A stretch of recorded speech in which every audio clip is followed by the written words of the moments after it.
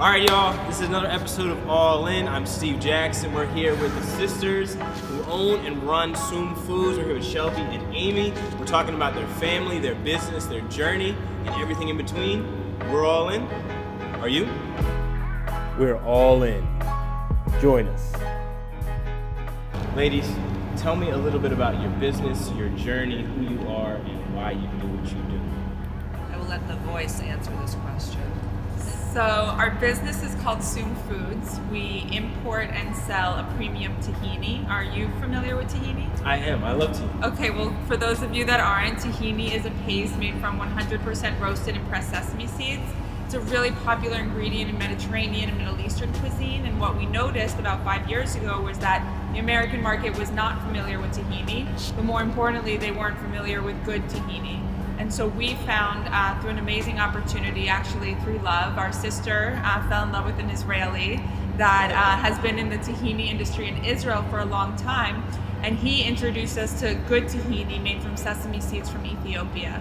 So as soon as Shelby tasted it, with her entrepreneurial mind, she kind of got the ball rolling, saying, why isn't this product available in the States, and how can we make it available to the American market?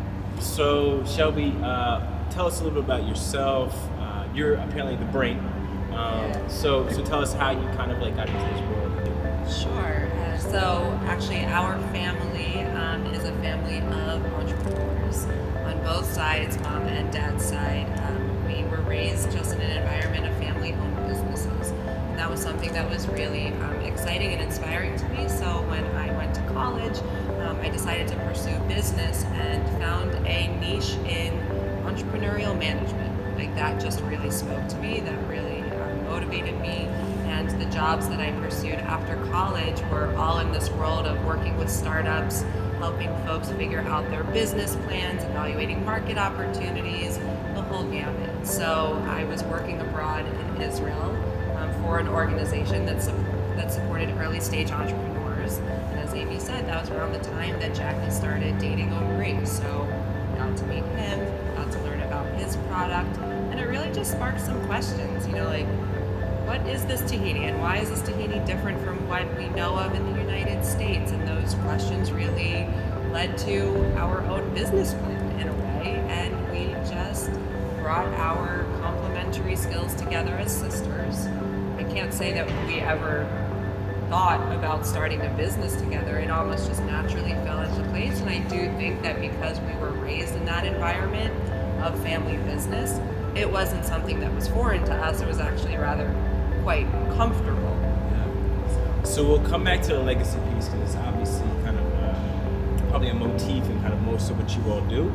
But I want to talk about the space. So we're in a warehouse in North Philly. Yeah. You all have an international business.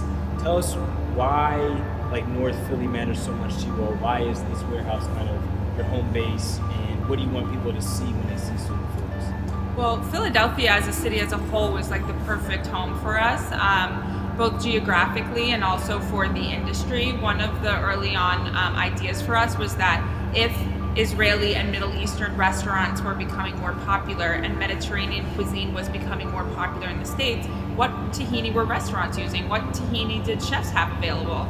And what we learned was not good tahini. So one of our favorite things about Philly is the restaurant industry.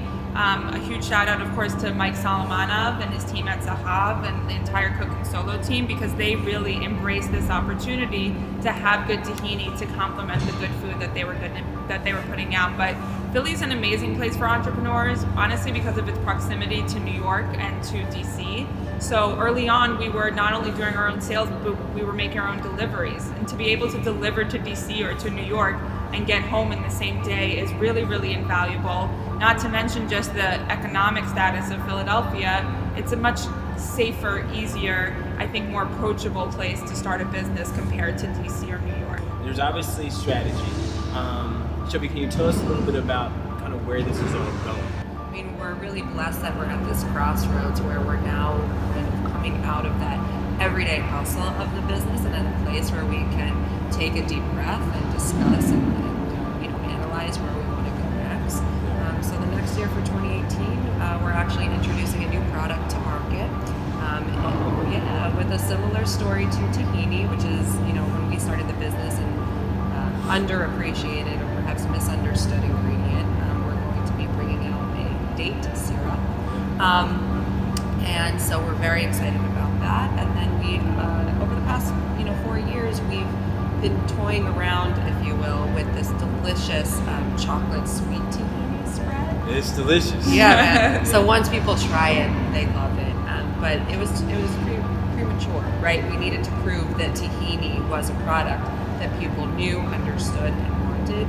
So now that we're in stride with that, we believe that, as we call it, showing the sweeter side of Soom will be embraced. And so we're going to be focusing a lot more on our chocolate sweet tahini and getting that into the hands of as many consumers as possible. So you all have a strategy. Obviously, you know your vision. You're figuring it out more and more every day.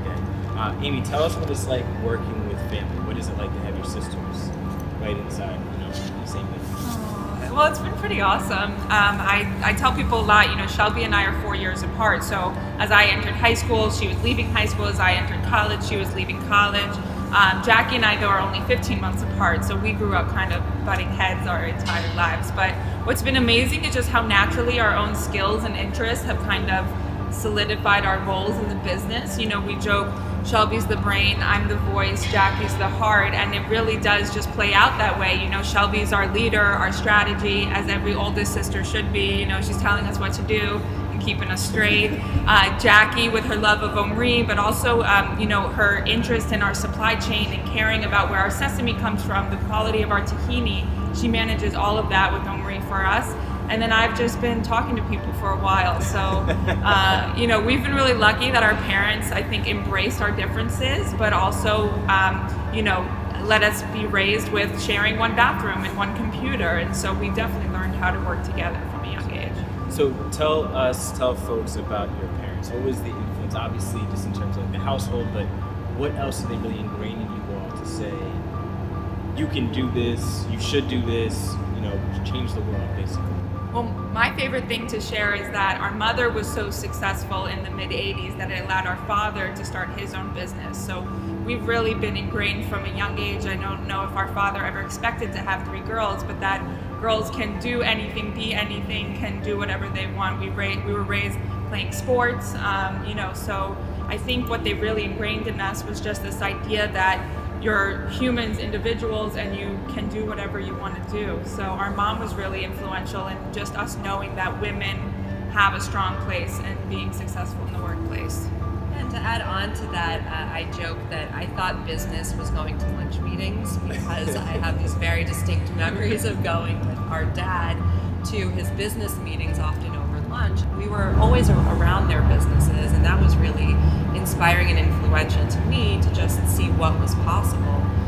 And then just also that our parents, wanted to bring us around into their place of work was really important and influential. So I'm really appreciative that we were born to the parents that we were born to. They're an amazing, influence on the decisions that we've made thus far. Beautiful sentiment. I feel it. I dig it. If you had a message for young ladies who want to get into the business world or just are thinking about taking on a new passion, what would that message be for them?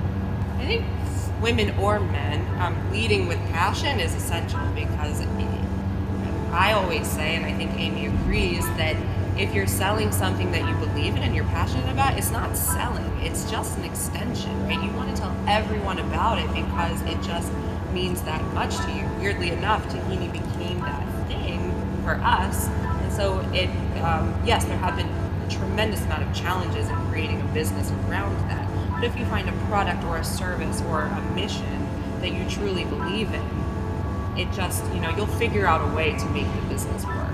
So that's on the passion side.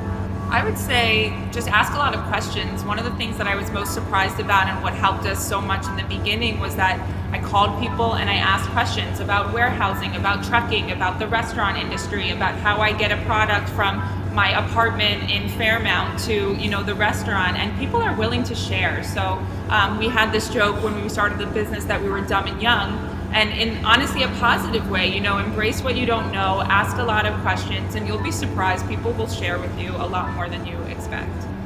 Can you share one big challenge that you've seen thus far that taught you a lot about just like the business world? Something that folks can kind of keep an eye out for as they're getting into their own entrepreneurial pursuits? I guess one thing, again, to go like back to our parents and the wisdom that they imparted onto us, our dad always said it's going to take longer, it's cost more.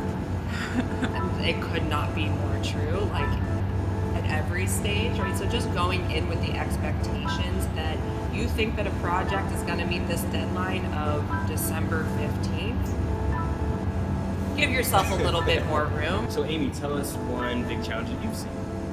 I'd say one of the biggest challenges is just holding yourself accountable to your goals and things like that, whether it's sales or whether it's networking. I mean, you have to put yourself out there, and it's a lot easier just to stay in your apartment or stay in the office and stay on your email, as you might be able to relate to. But at the end of the day, you know, if you set a goal for yourself and you accomplish that goal, you're winning off the bat. And so I would say one of the biggest challenges, especially as a business owner, is the fact that nobody else is holding you accountable except yourself. So it's, you know, just forcing yourself to go the extra mile, meet that extra person. I'm sorry, if I don't get the chance to introduce our tahini to somebody, they're not going to learn about it from anyone else, or that's what it was like 5 years ago. So I would say that's the biggest lesson and the biggest challenge as a business owner. I had one more. The emotional roller coaster of owning a business is a significant challenge that I don't think I guess people talk about it, but it's really hard to communicate that unless you're in it.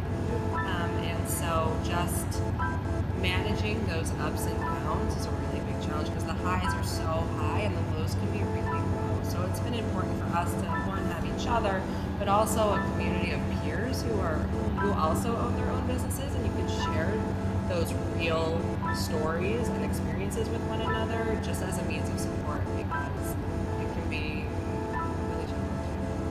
Yeah.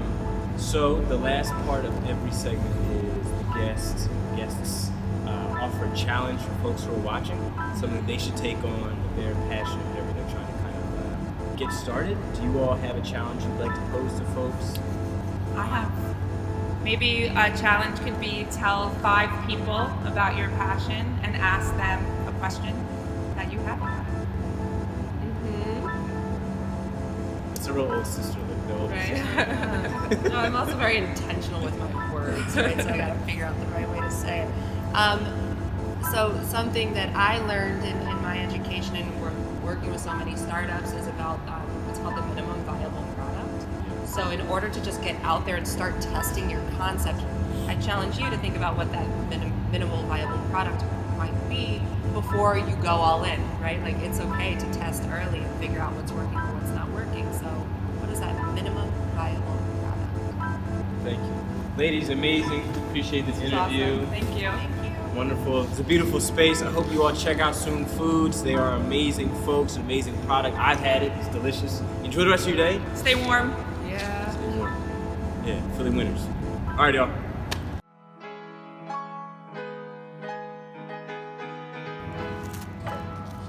So it's been a long time coming, but we have grown a very small Soom crew that we want to give our thanks and appreciation to. Thank you to Emil Duffy, our Director of Operations and Logistics. Thank you to Julie Oslek, our Marketing Coordinator. And last but not least, thank you to Mary Jo Greiner, our Senior Sales Executive. And Jackie Omri, we love you. We miss you.